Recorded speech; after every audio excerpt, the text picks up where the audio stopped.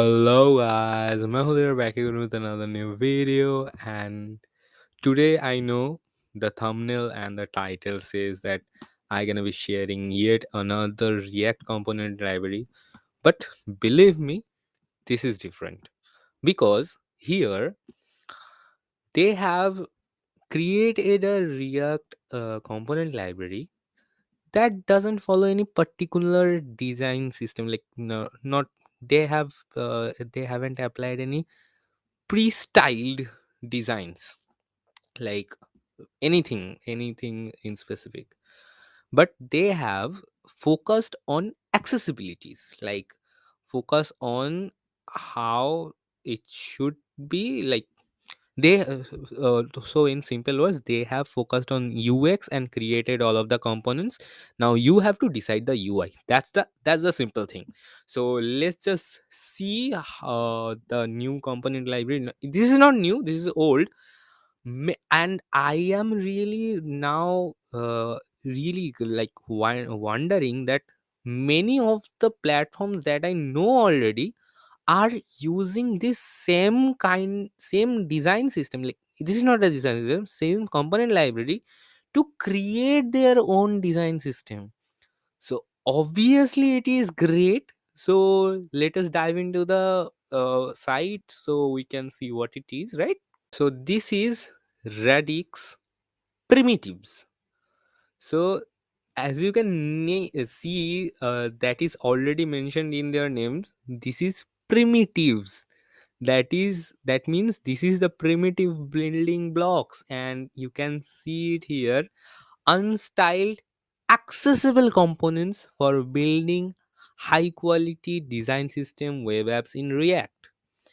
So now how it is used in all of the other things, like let me show you that first. Like whoever is using it, who else is using it. Code sandbox. I obviously you guys will agree that you guys know about code sandbox.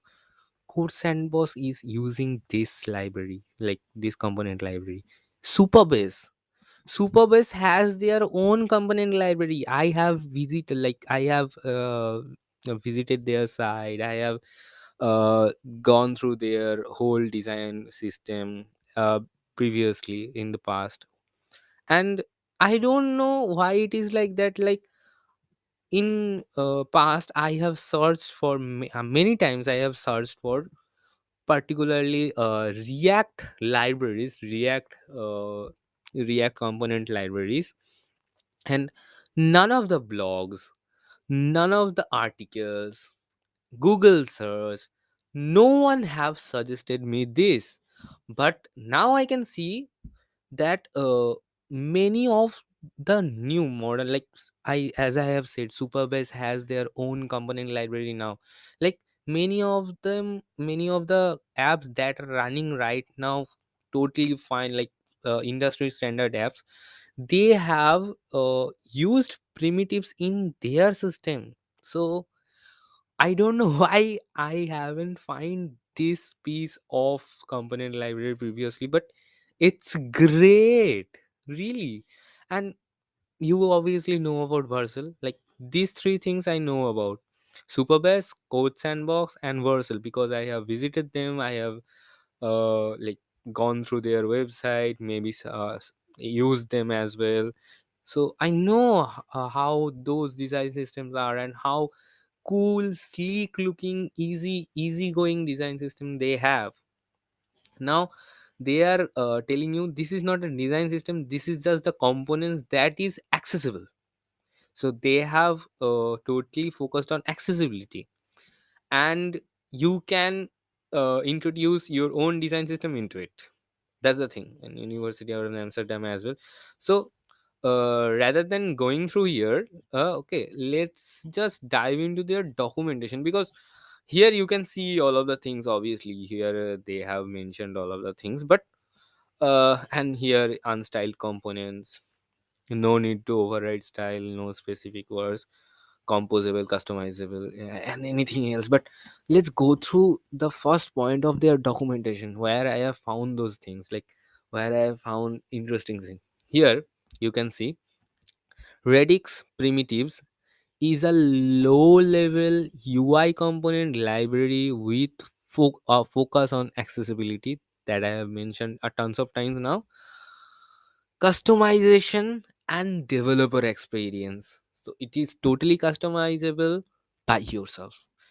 You can use these components either as the base layer of your design system or adopt them incrementally. How cool is that?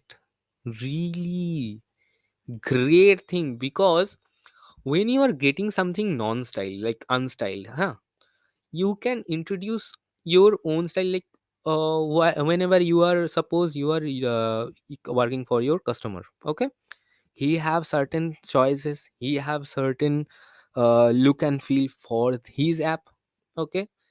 If you follow any other design system, you have to follow their components, but here you are getting everything on styled. You can simply bring in any of the like, maybe I love to use Tailwind CSS directly, so I can bring in Tailwind and I think I can style them as I want it. And here in the styling section they have also mentioned this, like styling with CSS, styling with state, styling with CSS in JS.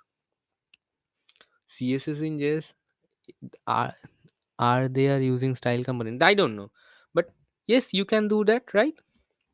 So that is really a plus point for us developers, because whenever we copy something, like we copy a particular component from any other design system or any other component or library or whatever that is available on the internet, and after copying them, turning that into, like fitting that particular component into our design, into our app, is a difficult job. Yes, I have done it myself.